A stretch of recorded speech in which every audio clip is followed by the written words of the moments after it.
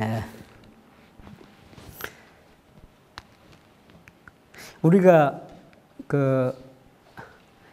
행복하지 않게 되는 그 과정을 쭉 이렇게 만들어 봤어요. 이제 그걸 이제 추적을 해봤는데, 결국은 관건은 뭐냐면,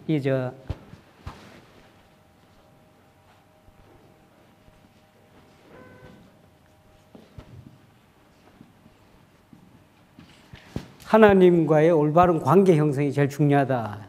여기서 어그러지면 다 어그러진다 그랬죠. 그 righteousness라는 게 바로 이 관계가 바로 된 상태를 righteousness다 이렇게 이야기를 했어요. 그러면 여기에서 문제는 이게 망가졌기 때문에, 이 망가졌다는 뜻은 뭐냐면 하나님이 망가뜨린 게 아니잖아요. 우리가 망가졌잖아요. 그러니까 우리가 하나님의 형상을 잃어버렸기 때문에, 상실해버렸기 때문에 생기는 문제예요. 그러니까 관건은 뭐냐면 하나님의 형상을 회복해야 된다는 거예요. 그래서 우리 존 웨슬리가 쭉 강조하는 게 있는데, 한 가지 필요한 것이 딱 계속해서 얘기해요.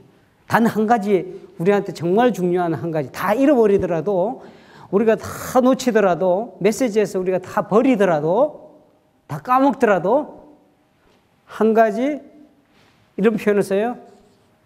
One needful thing. 한 가지 꼭 필요한 것. 이것이 우리의 인생을 행복하게 하느냐, 절망 가운데 빠뜨리냐 하는 그런 요건이 되는 거예요. 그게 뭔가? 이게 바로 뭐냐면 올바른 관계로 복귀하는 건데, 이렇게 되려면 우리가 잃어버렸던 하나님의 형상, 하나님의 형상을 우리가 완벽하게 갖출 때 어떻게 된다고 했어요? 저절로 하나님과의 관계가 형성이 된다고 했죠. 하나님의 본성대로 가 있으니까. 불을 붙이잖아요. 뭐를 장작에 이렇게 좀 생각을 해봅시다. 어디 이런 나무 같은 거를 이렇게 불을 붙이잖아요. 그럼 불 바로 붙어요, 안 붙어요? 안 붙게 돼 있어요. 한참 이렇게 불을 이렇게 떼줘야 옮겨 붙잖아요. 그 가운데 그 시간 동안에 무슨 일이 벌어지냐면, 불의 성분하고 나무의 성분하고 일치되게끔 조건이 만들어지는 단계예요, 그때가. 그리고 불이 되잖아요. 나무가 불로 붙잖아요. 결국은 뭐냐면 얘가 갖고 있는 불을 거부하는 본성 때문에 시간이 걸려요. 얘가 젖으면 어떻게 돼요? 젖어 있으면 더 오래 걸리잖아요. 수분을 갖고 있으니까. 수분이 말려져야, 불을 계속 떼면서 수분을 말려주는 작용을 하거든요. 그래갖고 완전히 불하고 가까워질 수 있는 조건이 됐을 때 불하고 옮겨 붙는 거예요. 우리가 하나님의 나라에 다시 우리가 그 행복을 누리려면, 우리가 완벽하게 다시 하나님의 형상을 복귀가 되면은 우리 본성과 하나님의 본성이 일치되기 때문에, 올바른 관계 형성되기 때문에 뭐가 생긴다? 평강이 있고 희락이 있다, 이렇게 해서요. 그게 하늘나라라 그랬어요. 결국은 뭐냐면은, 결국은 하나님의 형상을 복귀하는 방법밖에 없어요.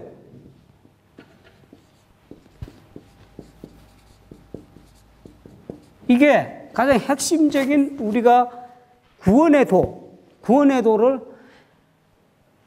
확실히 알아야 됩니다. 구원의 도. 구원이 어떻게 이루어지는지. 구원에 대한 이런 지식이 없으면, 저희가 가고 있는 길에 대한 이해가 없으면 길을 잊어먹기 쉽잖아요. 내비게이션이 좋다는 거는 그걸 착착 다음에 어디로 간다, 다음에 어디로 간다, 이렇게 목적지만 찍으면 쫙 가주잖아. 그것처럼 우리가 지혜로운 사람은 벌써 지도를 먼저 파악하고 어디로 가야 될지 타겟을 놓고 그것을 쫙 꿰고 가는 사람이에요.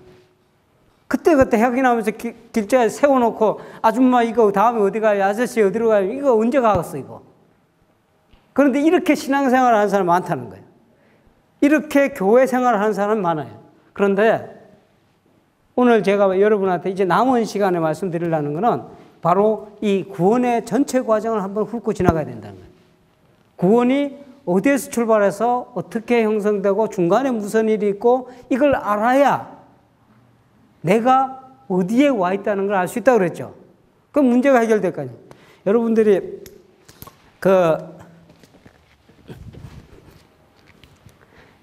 보면요, 이게 교회에서 사역자 훈련 많이 하잖아요. 그리고 목사님들이 사역자 훈련 뭐 해갖고 이렇게 그룹 만들어서 이게 많이 합니다. 그런데 이 훈련이 어떤 게 초점이 돼야 되냐면 이 구원에 대한, 구원의 도에 대한, 구원의 이 흐름, 이 과정에 대한 확고한 이해를 가진 사람들을 사역자로 세워줘야 돼. 그래야 어떤 사람이 교회 문을 들고 왔을 때, 나한테 찾아왔을 때 목사님 혹은 그 사람을 만나서 내가 이렇게 이런 문제가 있는데 어떻게 해야 됩니까? 하고 이야기를 했을 때 아, 너 문제는 이거니까 이렇게 가면 됩니다 하고 이야기해 줄 수 있어. 내가 전에 이야기를 했는지 모르겠어요?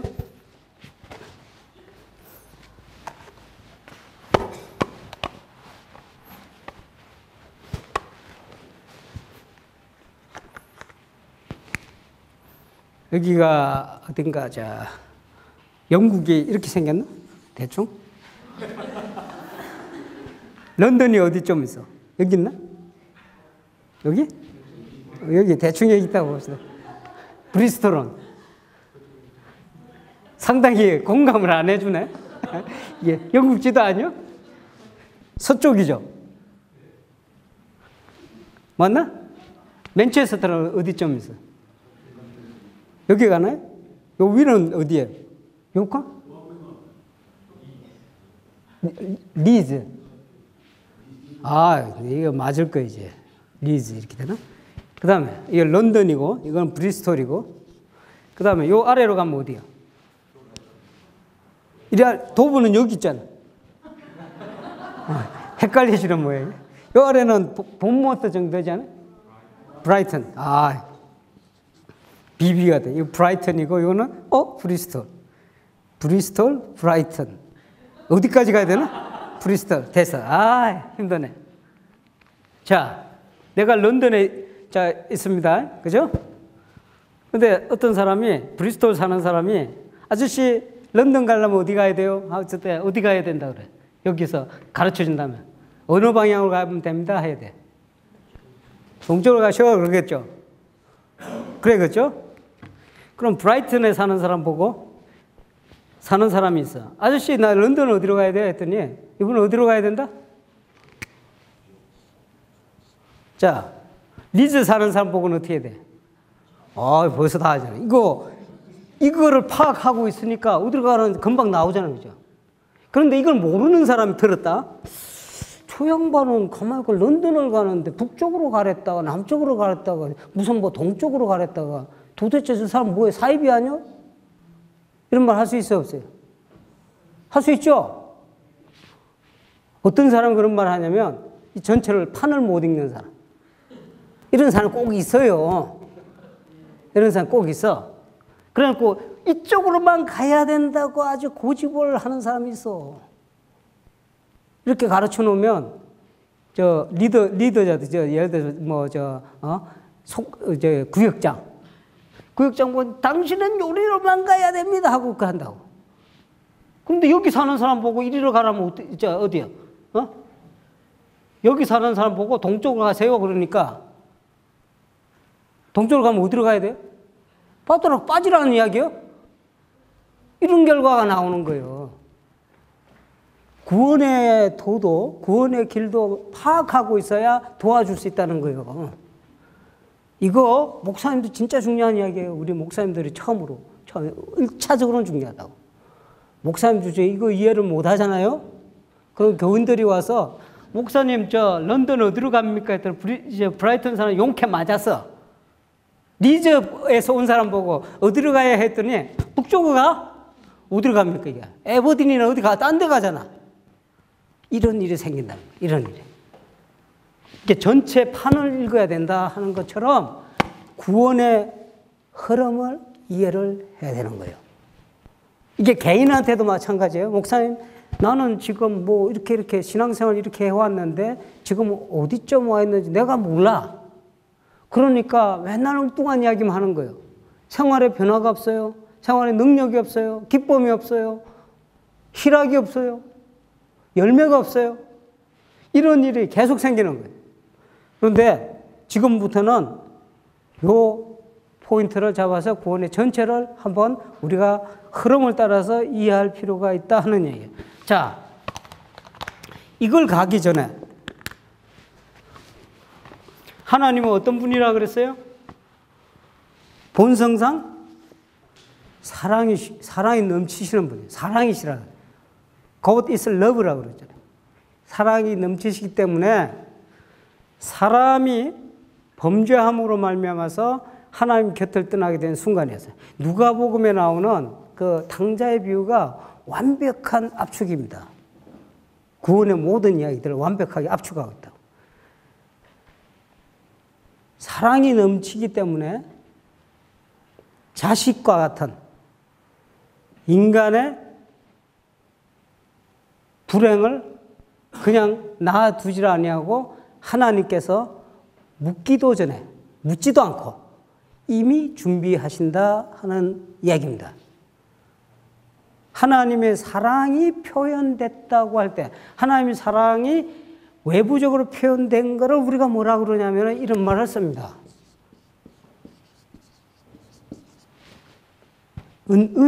은총을 입었다 할 때 은총입니다. 은총은 하나님의 사랑이 바깥으로 표현되는 것을 다른 이름으로 은총이라 그래요. 아시겠어요? 하나님께서 넘치는 사랑으로 말미암아 무언가를 미리 준비하셨다 하는 얘기예요. 그래서 제가 이름을 붙이기를 누가 붙인 게 아니라 제가 붙인 거예요. 그냥 여기 오리지널을 하나 더 붙이자. 오리지널. 원래 은총, 원은총 해갖고 하나님께서 우리가 알기도 전에, 우리가 깨닫기도 전에, 우리가 아직 죄인 되었을 때 미리 하나님께서 은총을 준비하셨는데 이 은총은 구원을 위해서 필수적인 것들을 하나님께서는 다 준비해 놓으셨어요. 성경을 가만히 읽어보세요. 이 오리지널 그레이스라고 그래서 4가지를 준비하셨는데 잘 보세요. 첫 번째는 뭘 준비하셨냐면은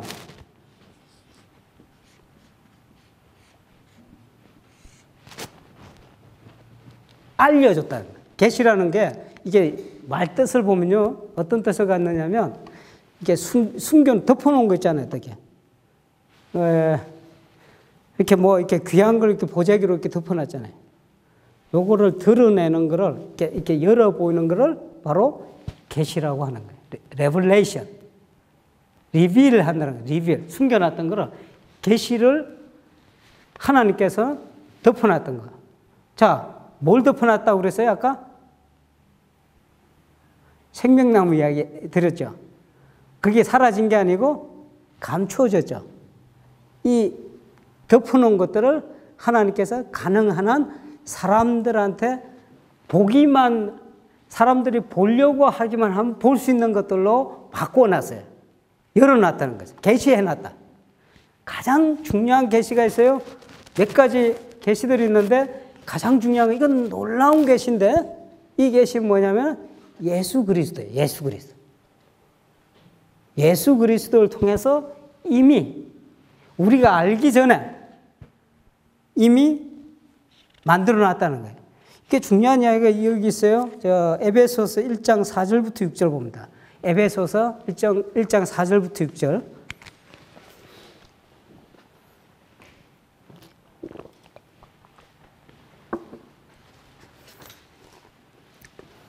이게 한 말씀에 다 들어있어요. 에베소서 1장 4절에서 6절. 자, 목소리 크신 분, 예쁘신 분, 뭐 또 자신 있으신 분 읽으시면 좋겠다.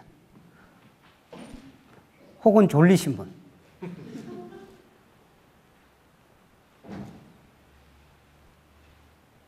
하나, 둘, 셋. 크게.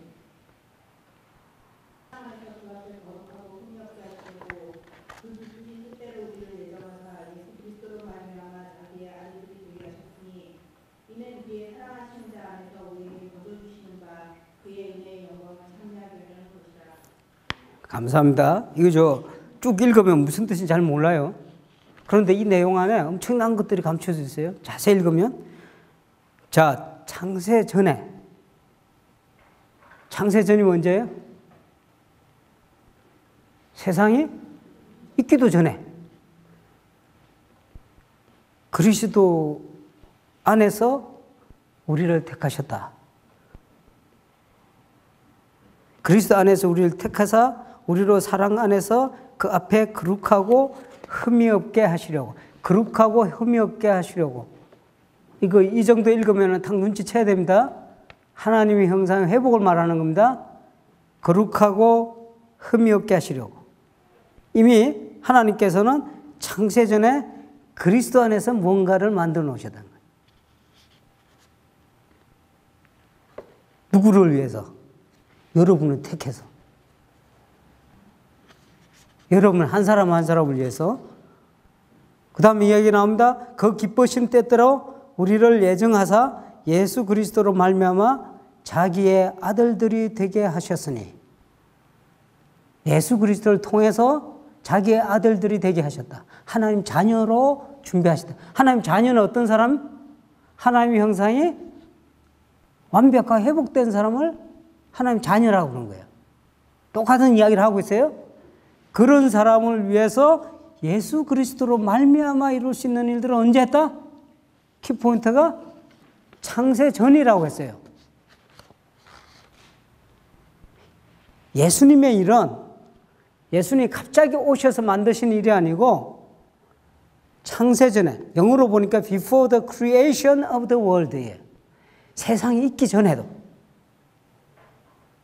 그분의 죽음으로 우리의 죄를 속량하기 위해서, 이게 리뎀션이라는 의미예요. 구속이라는 의미가 이렇게 나오는 거예요. 그리스도의 구속으로 모든 허물을 덮고 새로운 창조의 계획을 이루려 했다 하는 것이 이 말씀의 핵심입니다. 무슨 이야기냐면 하나님의 이 계시의 사건은 이미 하나님께서 어떤 계획을 갖고 시작을 하셨는데 이게 예수 그리스도를 통해서 완벽하게 드러나 있다 하는 이야기예요. 자, 두 번째, 할 게 많으니까 두 번째로 넘어갑니다.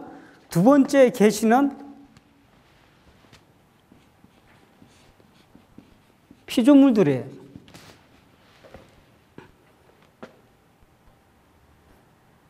로마서 1장 20절에 이렇게 있습니다. 제가 읽어볼게요. 창세로부터, 잘 들어보세요. 여기 또 창세로 또 나오죠? 여기는 창세로부터네.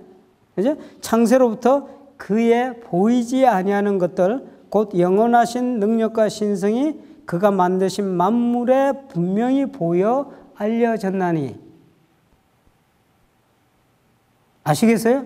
이미 피조물은 말입니다. 하나님이 아니에요. 아시겠어요? 피조물 하나님은 아니지만 창세와 함께 만드신 피조물은 하나님의 발자취를 담고 있다는 거예요. 피조물하고 하나님은 결코 동일하지는 않지만 그 흔적이 있다는 겁니다. 그러니까 사도 바울이 하는 이야기, 벌써 나는 하나님 모른다, 하나님 알 찬스를 나한테 주지 않았다, 이런 말이 안 통한다. 왜냐하면 이렇기 때문에 그들이 핑계하지 못할지니라. 핑계를 못 댄다고 이야기했어요. 이미 그게 다 줬다는 거예요. 세 번째 중요한 계시가 있어요.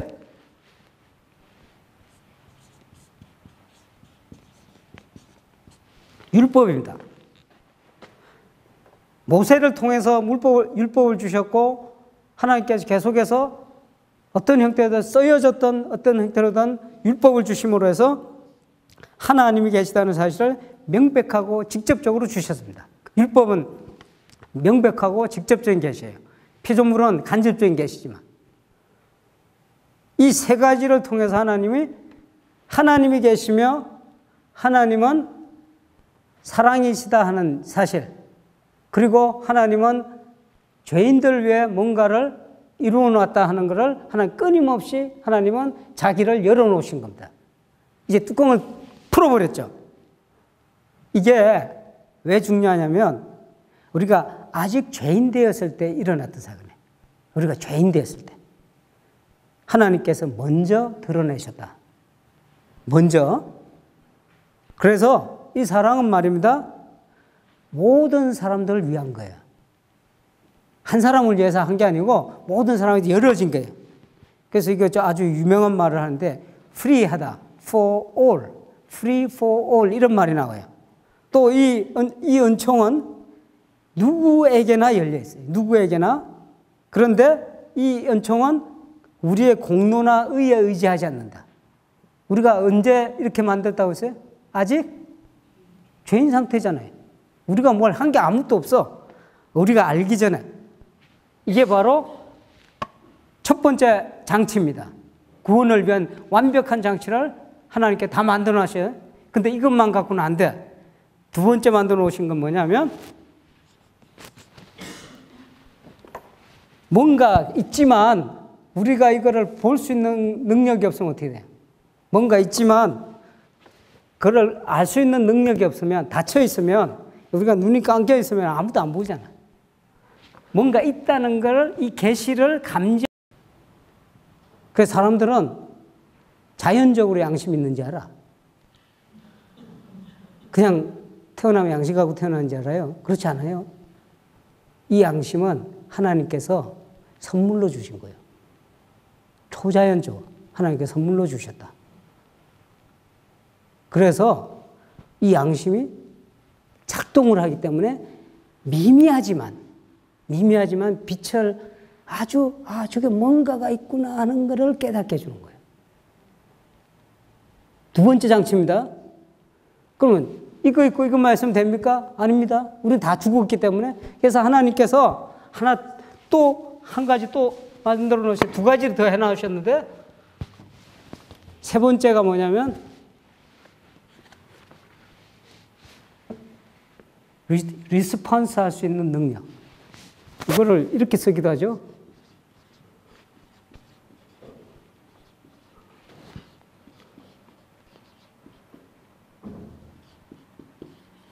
이렇게 쓰면 어떻게 돼요? 리스폰스 하면 반응해 주는 거잖아요. 그리고 여기를 에빌리티 하면 능력이 되잖아요. 결국 뭐냐면 반응할 수 있는 능력이 되는 거예요. 반응. 내가 아까 이야기했죠? 계시가 있다. 양심으로 어느 정도 희미한 걸 봤지만 양심에 따라서 반응을 하는 능력이 없으면 안 돼. 이거를 다른 말로 이야기하면 자유의지라고 그래요. 이런 게 있어야 반응을 하든지 말든지 할 거 아니에요. 이 반응을 하는 거를 우리가 다른 말로 하면, 여러분이 잘 쓰는 말이에요. 이 반응하는 거를 다른 말로 하면 신앙이라 그런다는 거예요. 포지티브하게. 그러니까 하나님이 감지되는 그거를 양심을 통해서 희미하게나마 감지되는 것을 오케이 하고 받아들이는 것을 우리는 신앙한다라고 이야기하는 거예요. 근데 어떤 사람은 확 꺼버리는 사람 있잖아. 깜빡깜빡 뭐가 보이긴 하는데 이거 아니야 하고 무자비하게 거절해버려. 리젝트 하거나 액셉트 하거나 둘 중에 하나야. 받아들이는 것을 신앙한다, 믿음을 갖는다 그러고 거절하는 걸 우리는 불신앙이라고 하잖아. 그런데 이걸로 주셨어요. 미리 주셔야 맞는 거예요. 그래야 우리가 믿음으로 가는 거죠. 그렇게 되는 거 아니에요. 근데 이거를 미리 주셔서 우리의 믿음도 은총입니다. 무슨 이야기인지 알겠어요? 믿음이 은총이라는 이야기 여기서 나온 거예요. 이거 잘 이해해서 들으셔야 되는데, 사랑한다는 것도요, 뭐 어떤 누구를 사랑한다 할 때 하나님의 사랑의 방식이 강제적으로 이루어질 수도 있어요. 내가 사랑하니까 이건 먹어. 혹은 내가 사랑하니까, 이거 뭐 부모 자식도 어려운 문제잖아요. 뭐 강제로 뭐 이렇게 할 수가 없잖아. 그 대상이, 사랑의 대상이 선택할 수 있는 찬스를 줘야 돼. 이게 바로 요겁니다. 신앙입니다. 선택할 수 있는 찬스를 주는 거예요. 자유의지를 줬다. 그래야 내가 거절한 것도 내가 책임이고 신앙하는 것도 내 책임이잖아요. 그러니까 이 부분이 대단히 중요합니다. 이게 미리 준비해 놓으신 거예요. 마지막 하나 또 중요한 게 있는데 그게 뭐냐면은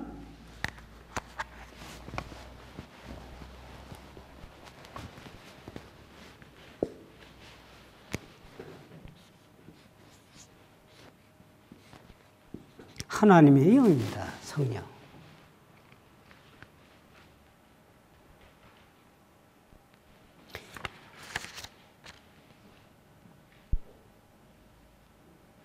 하나님 구원의 모든 장치를 다 만드셨어요. 첫째 못 만들었다? 계시하시는 하나님께서 사랑을 드러낼 수 있는 모든 완벽한 구원의 계시 그거를 다 만들어 놓으셨어요. 두 번째는 뭘 했다? 양심을 줘서 반응할 수 있는 그 가능성이 열어줬잖아요. 세 번째는 자유의지를 줘서 반응할 수 있도록 신앙을 주셨잖아. 근데 이렇게만 맡겨놓으면 뭐 알아서 잘하겠지 이게 아니란 말이에요. 이게 안 된다고. 왜냐하면 우리가 원하기 제로예요. 제로. 우리가 할 수 있는 게 아무것도 없다. 그래서 하나님께서 무슨 생각을 가지셨는지 몰라도 이 모든 것들을 그대로 다 해놓으시고도 방관치 아니하시고 마치 자녀들을 돌보는 것처럼 하나님께서는 끝까지 이 구원의 사역을 주도해 나가는 겁니다. 무슨 이야기냐면은 구원의 모든 과정에 있어서 하나님께서 모든 걸 장치를 해놓고 갖춰놨지만 이게 실제적으로 우리한테 일어날 수 있도록 하나님께서 도우시고 만들어가는 과정이 필요한 거예요. 그게 뭐냐면 성령의 사역을 통해서 이루어 가십니다. 모든 앞으로 보시게 될 모든 구원의 그 흐름에 있어서 이 네 가지 요소가 유기적으로 움직이고 있어요. 유기적으로 움직이면서 구원을 이루어 가시는 겁니다. 보세요. 아버지께 구하겠으니 예수님이 기도하시는 장면이에요. 내가 아버지께 구하겠으니 그가 또 다른 보혜사를 주사. 보혜사가 무슨 말이에요? 보혜사. 돕는 분 아니죠. 헬퍼예요, 헬퍼. 뭘 돕느냐? 뭐 잠 잘 잘 수 있도록 돕는 게 아니고 어디 찾아가고 이런 데 잘하라고 그런 게 아니고 잘 놀으라고 그런 게 아니고 이 돕는 거는 타겟이 있어요. 하나님의 구원을 돕기 위해서 보혜사입니다. 무슨 얘기인지 아세요? 방언을 10개 하고 200개 하고 이런 게 아니에요. 1만 마디의 방언을 한다 할지라도 아무 소용없어요. 사랑이 없으면. 하나님의 사랑을 실제화시키는 거예요. 사랑을 실제화하는 게 은총이라고 그랬잖아요. 은총이 구원을 이루어 가는 거예요. 은총이 구원을 이루어 간다 할 때 은총이라는 거는 무슨 뭐가 물건이 아니잖아요. 뭔가 이루어 갈 때 무슨 능력이 필요하잖아요. 어떤 구체적인 힘이 필요한데 그 구체적인 힘이 성령이에요. 성령이 하시는 일이 바로 구원을 이루어가는 과정이에요. 뭐 이상한 거 보고 뭐 이상한 일 하고 이런 게 아니라는 얘기예요. 아셔야 돼요. 하나님의 영은 여기 다른 이야기 나와요. 자, 내가 떠나가는 것이 너희에게 유익이라. 내가 떠나가지 아니하면 보혜사가 너희에게로 오시지 아니할 것이요. 가면 내가 그를 너희에게로 보내리니. 주님께서 십자가의 사역, 부활의 사역을 통해서 주님께서 복음을 완성하셔서 그 복음이 실제적으로 우리 안에서 이루어지게 하게 하는 능력이 바로 하나님의 영이요. 잘 아셔야 됩니다. 이 흐름을. 결국 뭐냐면 하나님의 원래 오리지널 그레이스는 네 가지로 이렇게 제가 간추려 봤어요. 하나는 계시가 될 것이고 하나는 양심을 회복을 시킨 것이고 또 하나는 신앙을 주신 거고 마지막에 정말 중요한 거는 이게 성령님을 우리에게 보혜사 성령님을 보내셨다. 뭐를 위해서? 구원을 이루어가는 과정을 위해서. 뭐가 좀 잡혀야 돼요. 구원이라는 건 뭐라고 그랬어요 아까? 하늘나라 갑자기 어느 날 죽어서 하늘나라 가갖고 어디 저 공간에 가서 이렇게 있는 게 구원이 아니에요. 하나님의 온전한 형상을 이루는 과정이라고 했어요. 온전한 형상을 이루는 과정이 구원이라고 한다면 이 구원을 총체적 총괄하는 능력이 이 성령께서 움직여 가시는데 아까 이야기했던 그런 오리지널 그레이스를 통해서 이 일을 이루어 가신다. 이렇게 생각하면 돼요. 이제 정리가 됩니까? 이러고 성경을 읽어보세요. 무슨 이야기 하시는지, 하나님께서 우리에게 무슨 말씀을 주시려는지 군데군데 하나님께서 말씀을 주시고 군데군데 필요한 능력을 공급해 주시는 걸 여러분 느끼실 거예요. 이 이해를 가지셔야 된다고요. 그러면은 구원이 뭐냐고 하는 게 나오죠. 아까 이야기했잖아요. 구원이 뭡니까 했을 때. 구원이 뭐라고 그랬어요? 하나님 온전한 형상을 이루는 거예요. 이제 이걸 만들어 가셔야 되는 거예요. 온전한 형상을 회복을 해야 되는데, 그러면 이 온전한 그걸 이루어가는 과정이, 자, 하나님께 미리 다 준비하셨고 우리가 그것을 성령 안에서 신앙을 통해, 자, 제가 하는 말을 잘 들어야 돼요. 성령 안에서 신앙을 통해 이루어가는 과정이 되는 거예요. 그러면 이렇게 이루어가는 과정에 이렇게 볼 때 주목할 만한 성장의 과정이 나오는데, 이루어가는 구원의 그 군데 정류장 같은 그런 모습들이 나오는데, 우리가 반드시 알아야 될 그런 코스들이 있어. 자, 애들이 잘하잖아요. 애들이 잘할 때 어떻게 잘해요? 처음에는 뭐가 나와요? 애들이 잘하려면 맨 처음에 애가 응애 해야 되잖아요. 그죠? 자, 응애. 야, 이 글자 참 재밌네. 응 하니까. 하여간 여기도 이 형이 왜 이렇게 많아? 애라 그런가? 자, 맞아요? 난 이렇게 쓰고 보면 진짜 이상한 글자네. 이렇게 써봤어요? 아니, 이런 글자 한번 써봤어요, 진짜? 응애라고 한번 써봤어요? 아, 진짜. 나 이번에 처음 써보는 거야. 이 글자가 참 재밌네. 자, 이 단계가 반드시 해야 돼. 또 잘하다 보면 뭐가 우리가 겪어요? 자, 어느 단계가 옵니까? 하여간 성장이 되다가 청년기도 야, 그렇게 천천히 가면 되겠냐? 자, 팍팍 가자. 자, 이제 작년은 우리가 타겟으로 보자. 작년, 이제 다 어른이 됐단 말이야, 아들처럼. 요때가 뭐가 있어요? 아동기가 있겠고, 청소년, 청소년도 있을 거고, 청년, 청장년도 있을 거죠. 이게 하여간 말 붙이기에 따라 달라서 이게 쭉 이렇게 성장하니 커가잖아요. 근데 우리가 오해를 하는 게 있어요. 구원이, 자, 묻습니다. 구원이 한순간에 이루어집니까? 아니면은 쭉 갑니까? 이런 질문이 난감할 때가 있어. 구원은 했네. 보면은 어떤 그룹에서는 구원 받았습니까? 하고 막 묻잖아. 그랬을 때, 구원을 받았다고 해야 되나? 이게 대답하기 참, 한국에 길을 가니까, 이게 제일 난감할 때가, 도를 아십니까? 하고 쫓아가다. 겪어봤어요? 그 얼굴을 쳐다보고, 저 선생님은, 그 인생이 아주 잘 풀려서, 참 도하고 가깝습니다. 갑자기 이래. 그것도 이제 나이 지긋한 분이 이러면 좀 이해가 돼. 새파랗게 젊은 애가. 그래서 내가 한 번 심심해서 도가 뭐예요? 이렇게 했다. 도가 뭐예요? 그랬더니 이제 자기가 이야기해 준다고 저리 가자고. 보니까 패거리도 서 있더라고. 그 따라가면 안 되겠어. 잘못하면 도 알라다가 걸려들어서 난감하겠더라고. 이 도라는 것 때문에 제가 동양학도 공부를 좀 했거든요.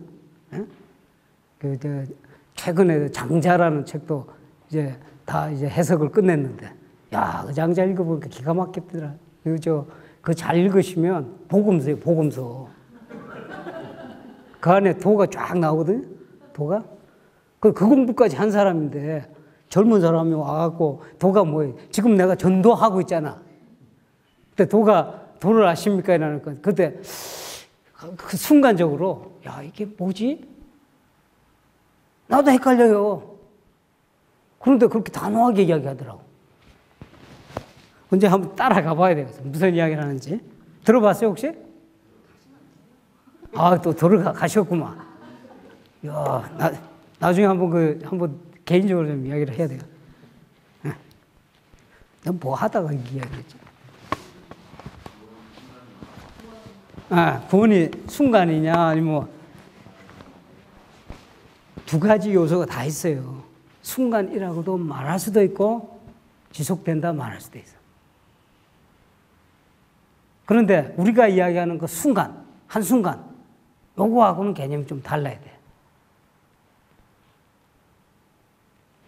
구원의 성경에 면밀하게 계속해서 지적하는 바는 뭐냐면, 구원을 어떤 과정을 이야기하냐면, 이거는 기독교가 오랜 역사 동안 이렇게 해오면서 지혜가 쌓여서 만들어 놓은 어떤 패턴이 있어요. 처음에 뭐가 나오냐면, 회개가 있고, 회개 다음 뭐가 있어요? 줄줄 나와야 됩니다. 회개가 되면 영접이 이루어지면, 뭐가 있냐면은, 칭의, 약간 어려운 말인가요? 다 아시죠? 의롭다 칭함을 입는다. 칭의라고 그래요. 칭의가 있으면 바로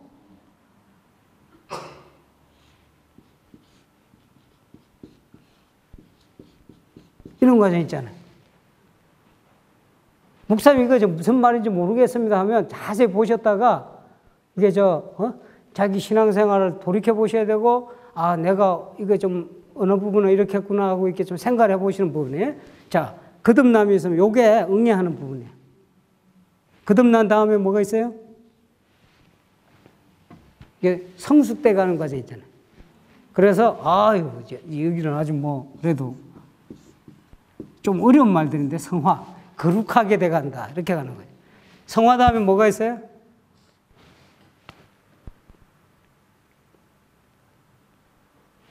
이제 완전해져야죠. 이제 어른이 됐단 말이야. 완전 다음에 뭐가 있어요? 이게 대체적으로 이렇게 요 뒤에 영화라고 하는 글로리피케이션이란 말을 써요. 영화. 무비가 아니에요. 요 단계 가서 무비 보러 가는 거 아니다 말이에요. 글로리피케이션. 예수님께서 산에 올라가셔서 변형되시죠. 그건 하나의 힌트입니다. 요런 단계까지 간다, 이렇게 이야기를 해요. 자, 이런 단계 왜 중요하냐면, 아까 우리가 사람의 잃어버렸던 하나님의 형상을 되찾아온다고 했어요. 뭐가 이거를 주도해 간다고 했어요?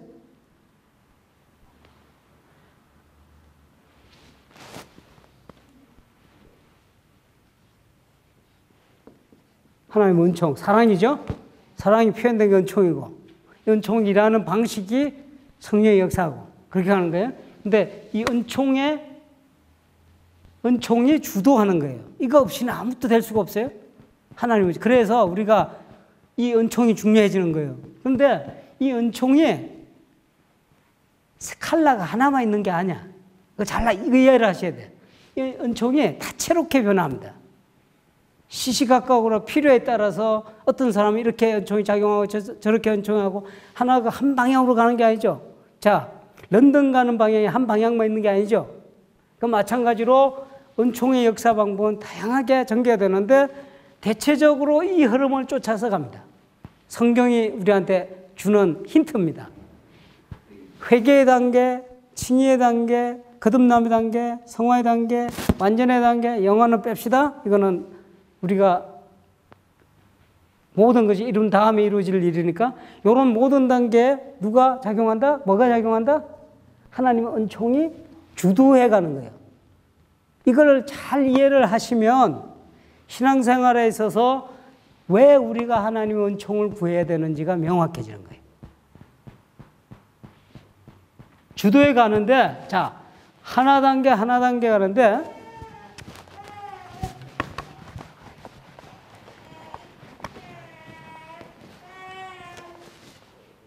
이걸 약간 더 좀 좁혀갖고 이야기합니다. 처음에는 준비 단계로 갑니다. 준비는 바로 어디까지 가냐면은 거듭남 전 단계입니다. 칭의 정도, 칭의 정근,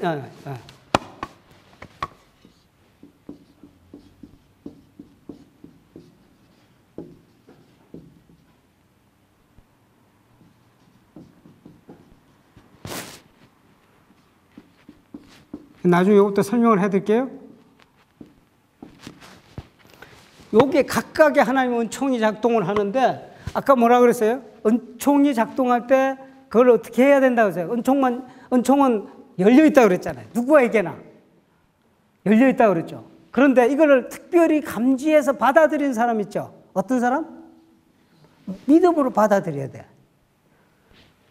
믿음으로 순간순간 이거를 받아들이는 사람한테는 놀라운 일들이 연속해서 발생이 되는 거예요. 아무리 이게 하나님께서 우리가 알기 전에, 우리가 아직 죄인 되었을 때 이게 하나님께 다 만들어 놓으셨다 해도 우리가 받아들이지 않으면 이거는 도루함이 타버려요. 아무 나하고 관계가 없는 거예요. 밥상 차려놔도 어떻게 해야 돼요? 먹어야 되잖아요. 밥상을 차려놨는데 구경만 하고 있으면 배불러요? 배만 고프지? 먹어야 된다. 그럼 내가 그걸 선택하고 먹는 그게 바로 믿음입니다. 믿음이 항상 여기서 반응을 해줘야 돼.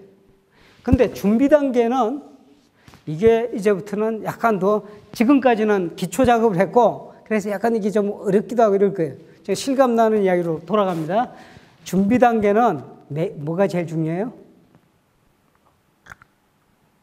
아까 뭐라고 그랬어요? 아까? 칭의 전에 있어야 할 일들? 회개입니다, 회개. 자, 예수님께서 갈릴리에서, 아까 말씀드린 갈릴리에서 처음에 설교를 하실 때 하신 말씀을 기억을 합니다. 때가 찼다. 그 다음에 하늘이 가깝다 그랬죠. 하나님 나라 가까웠으니 뭐하라? 회개하고 복음을, 이렇게 돼 있잖아요. 맞죠? 회개하고 복음을 믿어라. 이게 그냥 목사님 그냥 쭉 한번 쓱 읽어보면 그거네요 하고 이렇게 넘어가시면 안 돼. 여기 안에 다 담겨 있어. 이 글자 안에 하나님 나라의 비밀이, 그러니까 위대한 선언이죠. 예수님이 오셔서 그 복잡한 일들을, 제가 이렇게 지금 몇 시간 동안 해야 되는 일들을 요 한 구절로 샥 해버렸으니까 얼마나 그게. 그런데 우리는 우둔해서 한 구절로 하고 해도 이걸 이해를 못 하는 거예요. 마가복음 1장에 보시면 처음에 뭐가 딱 전개가 되냐면은 거기에 처음에 시도되는 게, 처음에 나오는 게 있어요. 예언자들의 이야기가 나와. 이사야서의 예언자 이야기, 말라기의 예언자 이야기. 누구에 대한 이야기를 하는지 아세요? 누구에 대한 이야기를 예언을 해요? 네, 예수님인데 거기에서 처음에 마가복음 1장에 처음에 뭐라고 쭉 나오냐면, 찾았어요? 1장에? 마가복음 1장. 우리 목사님 마가복음 공부했다고 그랬죠? 우리 교인들. 그래서 아마 잘 할 거예요. 그래서 내가 그렇게 믿고 묻는 거예요. 마가복음 1장에 보면은 두 예언이 나와, 처음에. 마가복음에 처음에 예언이 나오기 시작하는데 뭐에 대한 예언이? 보면은 이 사람에 대한 이야기 나오잖아요. 누군가가 예비하러 온다. 그죠? 이 사람 누구예요, 이 사람?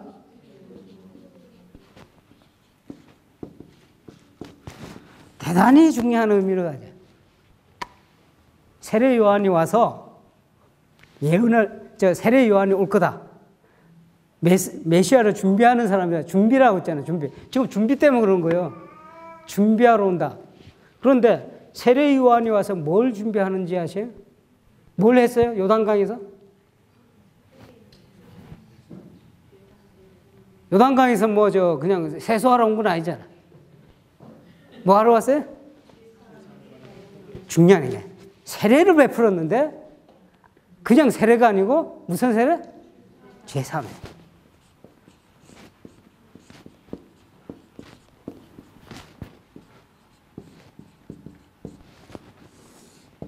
다른 데 보면 회개 세례다 이렇게 해요. 회개.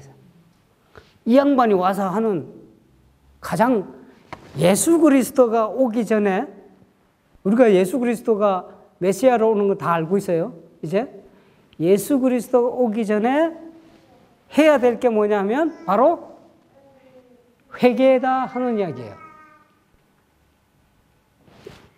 회개 세례를 이야기하는데 자 니고데모 이야기로 가면 다 이제 아시는 것 같고 이야기해봐야 돼요.